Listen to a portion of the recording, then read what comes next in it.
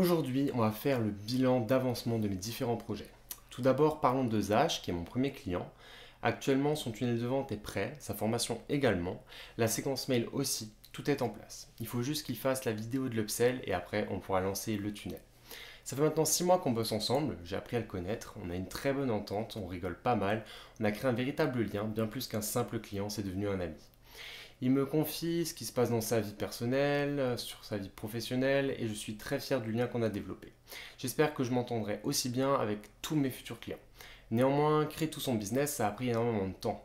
Non pas parce que ça prend beaucoup de temps, mais parce que je me suis adapté à mon client, à ses préoccupations et à son rythme. Il a d'autres projets en cours, au niveau professionnel et aussi personnel, et je le soutiens à 200% là-dedans. Donc avec Zach, on a presque fini, mais il faudrait aboutir parce que quand on aura fini ce premier business sur les formations de League of Legends, on a un projet sur Blender, un logiciel d'animation 3D. Et avec ce projet, on va vraiment faire pas mal de chiffres parce qu'il y a très peu, voire pas du tout de concurrence.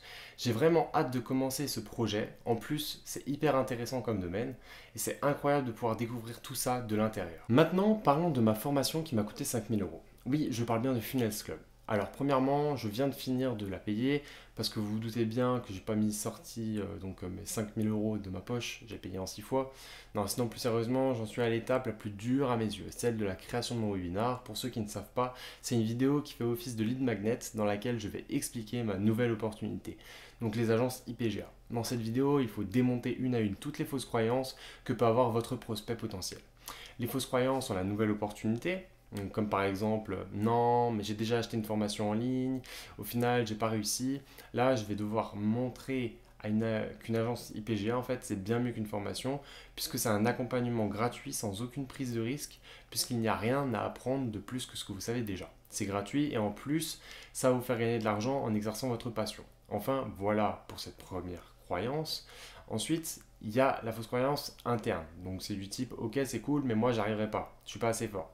Là encore, il va falloir montrer que si il est assez fort, c'est juste une croyance limitante. Et enfin, il y a aussi donc cette fausse croyance externe. Donc là, c'est les choses qu'on ne contrôle pas. C'est comme le marché, la famille, les proches et tout ça.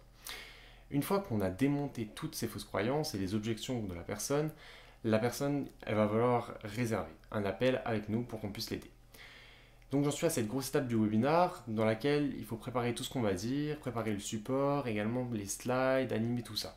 Ok ?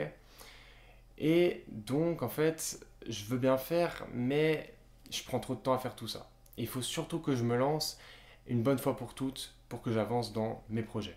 Un autre gros projet, c'est la création de contenu. Comme vous le savez tous, les mercredis, je sors une vidéo YouTube et en parallèle de tout ça, je sors de façon aléatoire des shorts. Mon ressenti vis-à-vis de tout ça, c'est que c'est hyper giga compliqué. J'ai vraiment du mal à m'y tenir, mais comme je le dis si souvent, tout est une question de persévérance. Et donc, je sais que je continuerai à poster tous les mercredis soirs ma vidéo YouTube. Mais au-delà de ça, je sais que le contenu qui me fait connaître, c'est beaucoup plus mes vidéos short que mes vidéos YouTube. D'ailleurs, j'étais ultra dégoûté des résultats de ma dernière vidéo de la semaine dernière. Je ne sais pas si vous avez vu sur Yomi Denzel. Je pensais que ça allait vraiment marcher. J'ai investi beaucoup de temps pour trouver des bonnes informations, décortiquer pour trouver des trucs intéressants. Et j'ai essayé de faire une vidéo dynamique et agréable à regarder. Et au final, vous savez quoi? C'est la vidéo la moins vue de ma chaîne. Alors que j'ai passé quasiment 20 heures dessus. Donc bon, je pense que je vais faire des vidéos comme celle-ci. De temps en temps, je vais faire une grosse. Mais voilà, surtout beaucoup moins prendre la tête et poster des contenus qualitatifs, mais pas non plus me pourrir. Je vais essayer d'augmenter le nombre de shorts que je vais faire pour gagner en visibilité. Voici ce que je vais faire avec mes réseaux. Dites-moi dans les commentaires ce que vous en pensez. Est-ce que c'est une bonne stratégie? Est-ce que vous avez d'autres idées? N'hésitez pas à me le dire dans les commentaires en tout cas. Et enfin, j'ai pour objectif de faire 10 pompes, 10 tractions tous les jours et d'avoir fini 10 livres de business/développement personnel avant la fin de l'année. Bon, pour le sport, je fais tous les jours, quoi qu'il arrive, mes 10 pompes et mes 10 tractions. Ça m'est jamais arrivé de ne pas les faire parce que ça me prend littéralement 2 minutes. Mais bon, normalement, tous les soirs, tous les jours, je suis censé faire une bonne demi-heure avec d'autres exos et ça, j'avoue, j'ai du mal à m'y tenir.